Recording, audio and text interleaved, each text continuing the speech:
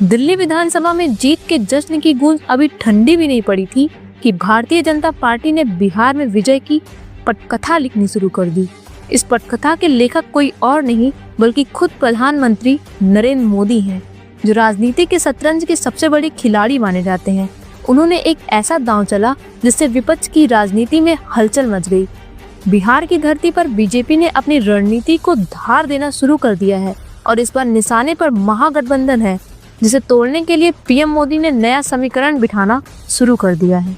महागठबंधन ने फूट के संकेत। बिहार में 2025 के विधानसभा चुनाव से पहले ही महागठबंधन में फूट के संकेत मिलने लगे हैं। विपक्षी इंडिया गठबंधन के नेतृत्व को लेकर तकरार खुलकर सामने आने लगी है। खासकर तृणमूल कांग्रेस और समाजवादी पार्टी के निशाने पर कांग्रेस आ गई है। तृणमूल सांसद कीर्ति आजाद ने कांग्रेस को नसीहत देते हुए कहा कि हरियाणा से लेकर महाराष्ट्र तक कांग्रेस लगातार हार रही है और उसके कारण विपक्षी एकता कमजोर हो रही है। उन्होंने यहाँ तक कह दिया कि अब इंडिया गठबंधन का नेतृत्व कांग्रेस के पास रहना चाहिए या नहीं, इस पर गंभीरता से विचार किया जाना चाहिए। सिर्फ टीएमसी ही नहीं, समाजवादी पार्टी के महासचिव और राज्यसभा सांसद रामगोपाल यादव ने भी कांग्रेस पर सवाल उठाते हुए कहा कि क्षेत्रीय दलों को मजबूत करने की बजाय कांग्रेस खुद को केंद्र में रखने की कोशिश कर रही है, जिससे गठबंधन में असंतोष बढ़ रहा है। इसका सबसे ज्यादा असर बिहार की राजनीति पर पड़ रहा है, जहां कांग्रेस और आरजेडी के रिश्तों में भी दरार पड़ने के आसार हैं। इस पूरे सियासी माहौल के बीच प्रधानमंत्री नरेंद्र मोदी ने कांग्रेस पर करारा हमला बोलते हुए उसे परजीवी पार्टी करार दिया। उन्होंने कहा कि कांग्रेस खुद तो डूबती है, लेकिन अपने साथियों को भी ले डूबती है।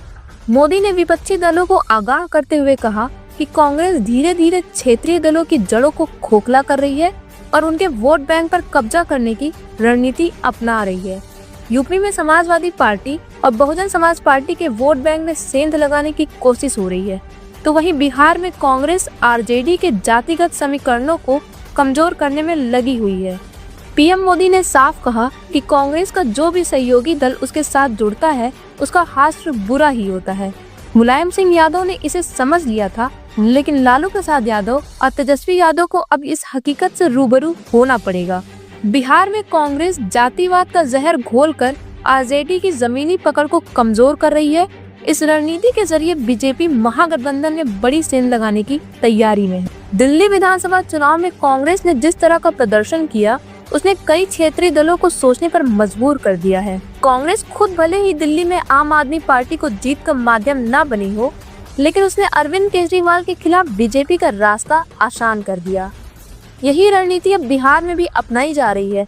राहुल गांधी और प्रियंका गांधी ने दिल्ली में ज्यादा मेहनत नहीं की, लेकिन उनके इस कदम ने विपक्षी दलों को चौंका दिया है।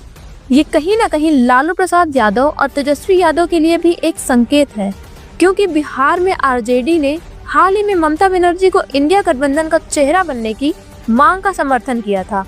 ऐसे में कांग्रेस ने दिखा दिया है कि वह विपक्षी दलों को मजबूत करने की बजाय अपनी स्थिति मजबूत करने पर फोकस कर रही है। बिहार में सत्ता में वापसी के लिए एनडीए ने कमर कस ली है। इस बीच लोक जनशक्ति पार्टी के सांसद राजेश वर्मा ने बड़ा दावा करते हुए कहा कि महागठबंधन विधानसभा चुनाव से पहले ही टूट जाएगा। उन्होंने कहा कि इसके कई घटक दल एनडीए में शामिल हो जाएंगे और जो बचेंगे वो आपस में ही उलझकर कमजोर हो जाएंगे। उन्होंने दावा किया कि 2025 के विधानसभा चुनाव में एनडीए 2025 सीटों के साथ पूर्ण बहुमत में सत्ता में आएगी। बिहार की राजनीति में बीजेपी और एनडीए ने जिस तरह की चालें चलनी शुरू की हैं, उससे साफ है कि 2025 का चुनाव बेहद दिलचस्प होने वाला है। महागठबंधन की मजबूती को चुनौती मिल रही है और कांग्रेस के नेतृत्व पर उठते सवाल विपक्षी दलों के लिए मुश्किलें बढ़ा सकते हैं। ऐसे में बीजेपी इस पूरे सियासी खेल का फायदा उठाकर अपनी सत्ता की वापसी की राह मजबूत करने में जुटी है। अब देखना ये होगा कि क्या महागठबंधन इस संकट से उभर पाता है या फिर बीजेपी की यह रणनीति बिहार में उसकी जीत की नई कहानी लिखेगी।